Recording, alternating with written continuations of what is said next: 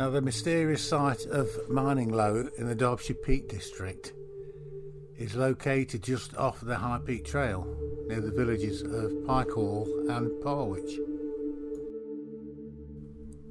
And it is a large collection of ancient tombs on top of a hill, and with its distinctive ring of beech trees makes it a landmark for many miles around. And you can see the patterns of human activity here spanning thousands of years. Right, that's where I'm heading. That little hill with the bunch of birch trees around it, beech trees, Minninglow.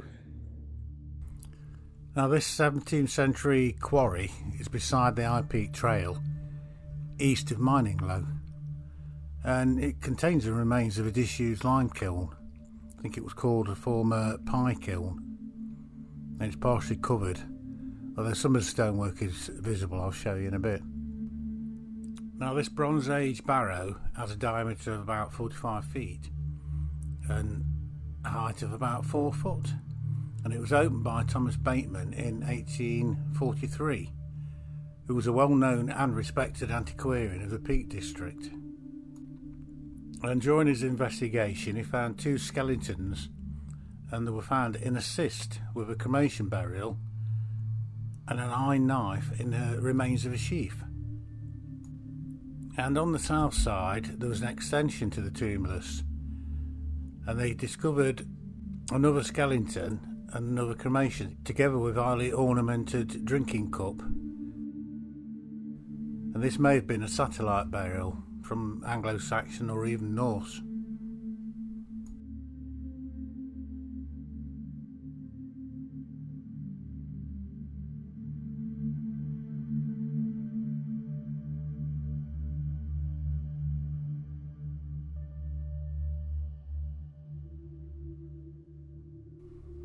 Now, this might be where the remains of the kiln is situated, and it says there are 2 draw tunnels to it, and on the Ordnance Survey map of 1883 it's marked as still in use. Obviously not now. With a bit of luck, I found one round Barrow. There's 1, 2, 4 more possibly to find, and then there's a long barrow behind Minninglow, which I've seen from a distance but I've not been to explore.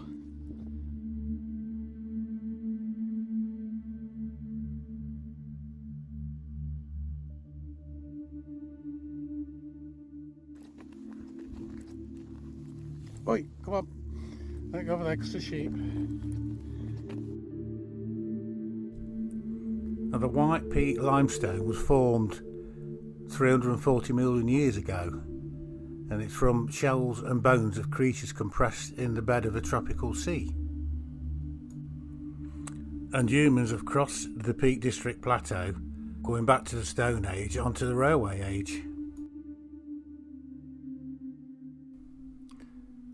The High Peak Railway line first opened in 1831, and it was mainly designed to carry minerals and goods between Cromford Canal and the Peak Forest Canal.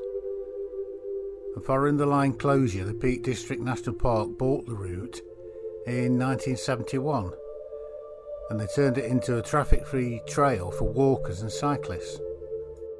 I found some megalithic blockwork in Derbyshire.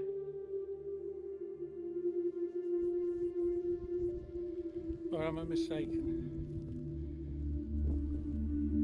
And the trail runs for 17 miles from Dorlow near Buxton to High Peak Junction at Cromford, where I've recently done a video of.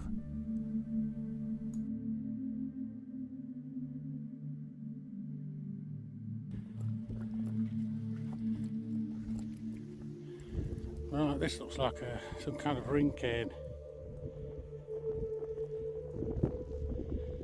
That's it, last time I was here.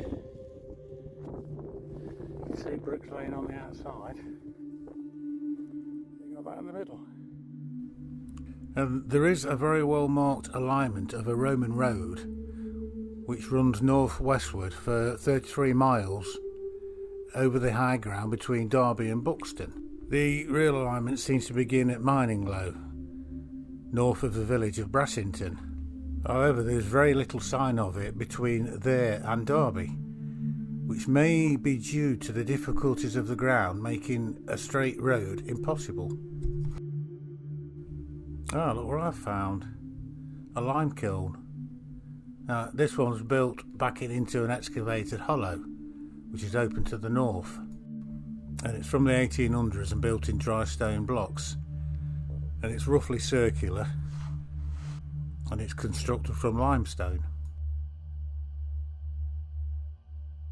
Now, it's about 5 metres high and 7 metres in diameter. And the opening to the kiln is still apparent on the north side, as you can see. The interior is filled with rubble.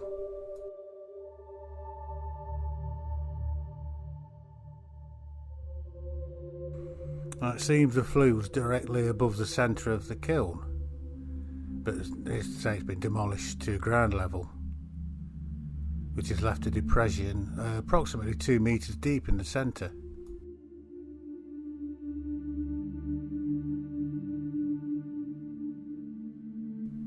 Now, there's a possible hut circle site approximately 100 metres south of the Minninglow. A flint saw and scrapers were picked up by field walkers, and a lot of the other archaeological material was at Sheffield City Museum on exhibition. And like I say, the approximate location of the hut circle has been plotted 100 metres south of Minninglow, but the precise location is still unknown.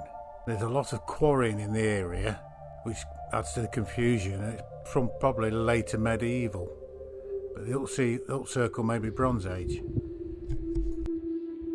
Right, I think that's the long barrow over there. The little bowl barrow, or round barrow on top.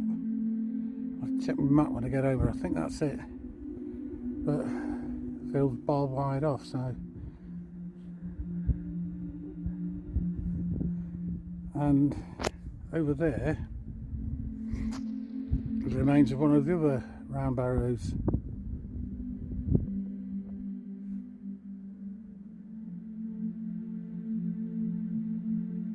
Supposed to be two over there. Don't think that's one. Might be there. But that's definitely one of them. I think the one was at top or just over the brow of the hill. Now, Rocker's Long Barrow is a well-preserved example containing rare, intact archaeological deposits. The Long Barrow dates from the Neolithic period, predating the Bronze Age bowl barrow on top, which may have also been used in Roman period.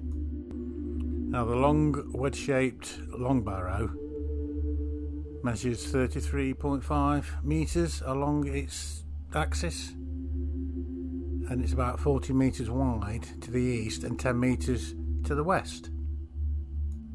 And the bowl barrow is a circular cairn with a diameter of 9.5 metres, but only about 0.2 metres above ground. The cairn has been excavated or even robbed of its stone, but the old land surface on which the burials will have been placed is still intact. It's possibly excavated by Thomas Bateman in 1849, but there's no record of it.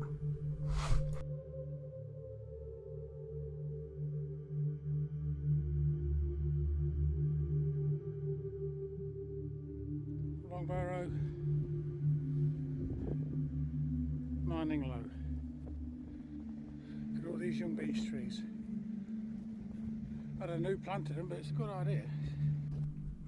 Now, this site comprises of an early Neolithic chambered tomb, which is the oldest in Derbyshire, dating back to 3400 BC.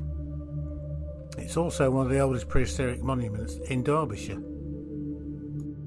Now, this one we're approaching, they call this Chamber 2, with the smaller stone covering the entrance passage and the larger covering the chamber. And some of the upright slabs of Chamber 2 can be seen beneath the capstone, and the floor level has been artificially raised by the addition of gravel to prevent the collapse of the chamber. Excavations of this chambered tomb were carried out between 1843 and 51, and they revealed human bones as well as Roman bronze, coins and pottery, which dated from the 3rd century, which suggests that Romans had used or disturbed the site, as they often did. They seem to have a lot of respect for other people's ancient sites. Now this is Chamber 3 looking south, with its distinctive wedge shape, but it has no capstone. Presumably one that originally existed but has been lost or destroyed during the Antiquarian or earlier excavations. Or could this be it?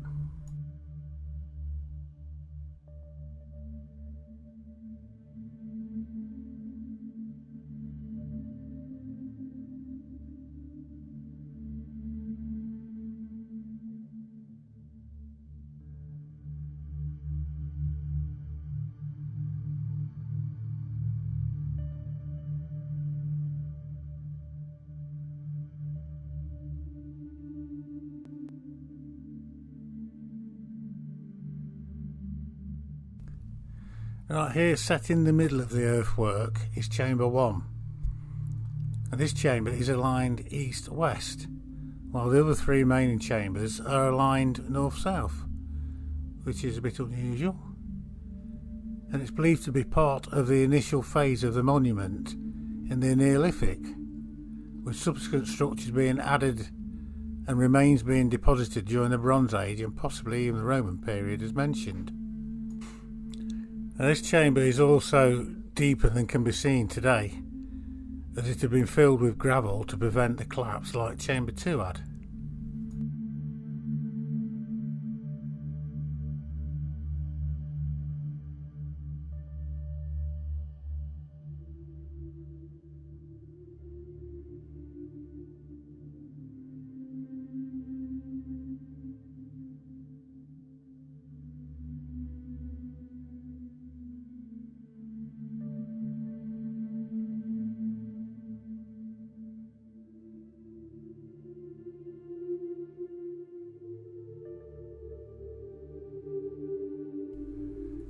Now here we have the damaged slabs of Chamber 4.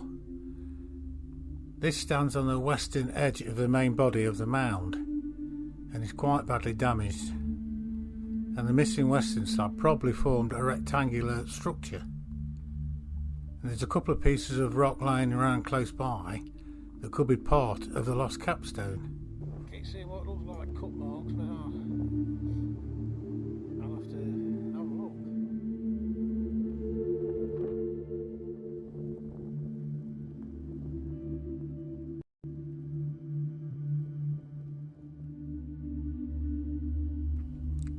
The site of Minninglow also contains this later Bronze Age round barrow, and it's located to the northwest of the main mound and Neolithic chamber.